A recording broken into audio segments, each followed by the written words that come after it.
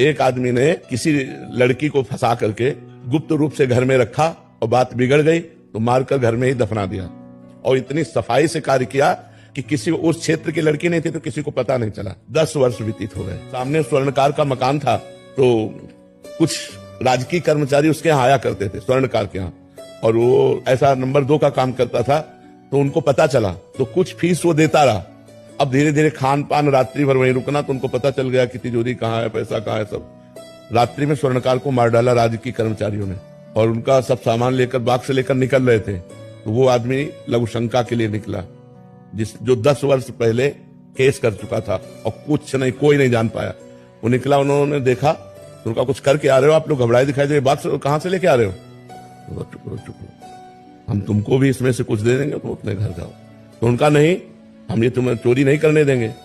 तो उसने कहा हम चोरी नहीं किया, हम उसको मार के भी आ रहे हैं, अगर तुम्हें चैन से जीना है तो इसमें कुछ हिस्सा ले लो और जाओ। तो उसने कहा बिल्कुल नहीं ले सकते, हल्ला मचा रहे हैं। बोले मचाओ हल्ला। उसने हल्ला मचा दिया।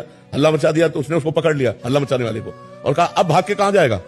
10-20 लोग आ गए, बोले इसने स्वर्णकार को मारकर देखो ये बॉक्स लेकर के जा रहा था, हम पकड़ा रहे तो हल्ला मचा। पूरा का पूरा केस उसके ऊपर डाल दिया।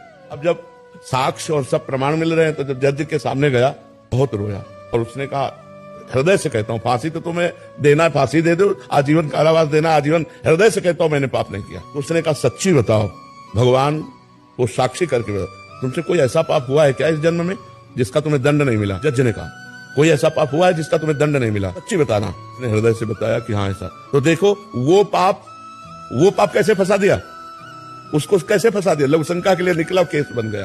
तो कई ऐसी घटनाएं होती हैं हमारे जीवन में जिसमें वर्तमान में हम दोषी नहीं होते, लेकिन भूतकाल का किया हुआ अपराध हमको वर्तमान में फंसा के दंड देता है।